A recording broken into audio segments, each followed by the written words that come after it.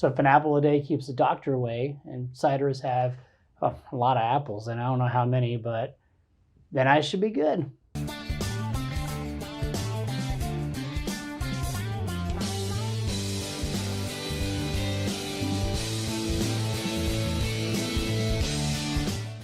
Today I'm going to be covering 4 ciders. They're going to be mainly under the modern cider category. So modern ciders are made primarily from table apples. They are usually in a higher acidity and the flavor is bright and refreshing. Let's begin tasting these ciders. This is going to be sweet as apple pie. So the first cider we're going to talk about today is a traditional apple cider from Angry Orchard. They're out of Walden, New York. This is probably one of the most mainstream ciders I'm going to talk about today, and you can find this anywhere where alcohol is sold, literally anywhere. So if you look at that, it's very clear, that yellow color basically. So it's very traditional apple juice. A little bit bitter, but not much. It's a lot more sweetness than bitter, obviously. One thing I like about the cider is that it's very low alcohol.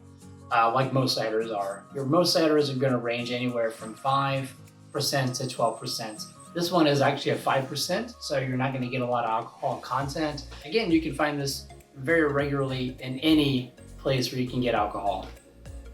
Any place. So the next cider we're going to talk about today is a local cider that I have grown to love and continue to drink over my times of being in Austin, Texas. Is from our very own Austin Eastciders Texas Honey Cider. So this is a modification of a traditional apple cider. You're gonna get your traditional apple flavor, kind of like think of like a honey apple. So this is 5% ABV, which is common amongst most ciders.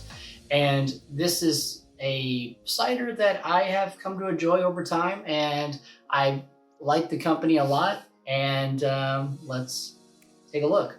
So very light. I think it's a little bit lighter than it was on the Angry Orchard. And so let's salute. Yeah. So you're getting a very subtle, of course, apple taste, because it wouldn't be a cider if it was an apple. I mean, still kind of a subtle honey flavor to it. It's not going to be pronounced, to be honest. It's not going to like be there. It's like, hey, this is honey. How you doing? It's not going to be like that. It's going to be like, hey, I heard there was a party.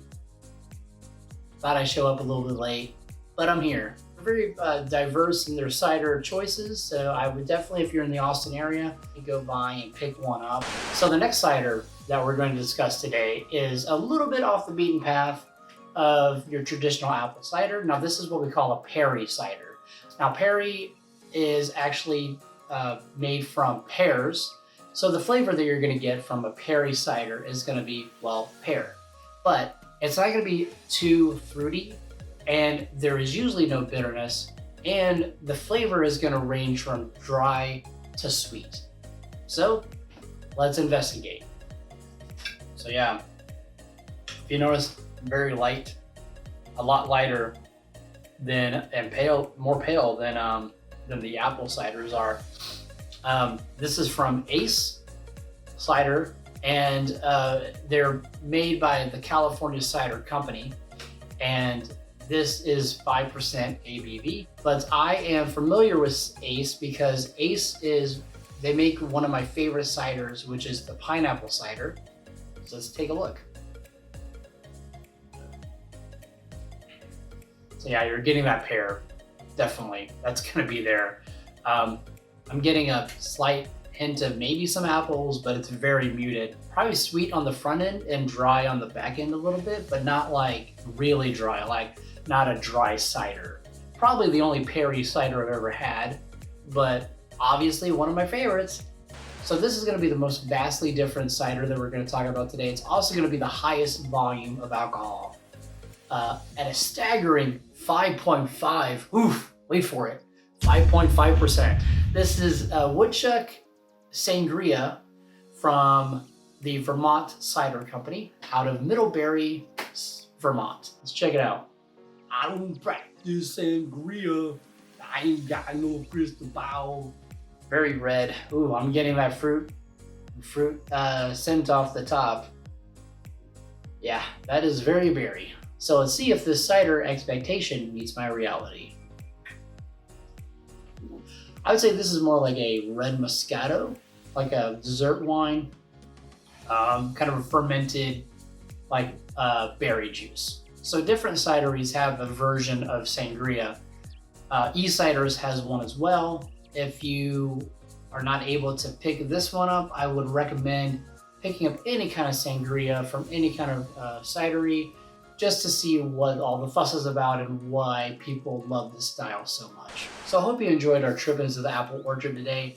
These are just some of the ciders that I've come to enjoy over my time of trying different things and trying ciders. And I challenge you to expand your palate and try either these ciders or other ciders that you might like. And you can find these readily available, some more than others, in your local convenience store or any place where they sell alcohol. So if you like this episode and you want to view more, please hit that subscribe button. And you can also follow us on social media at Geeks on Tap Show on Facebook, Instagram, or Twitter. And this has been Jaret for Geeks on Tap. Until next time, your next beer or cider is on us. Cheers.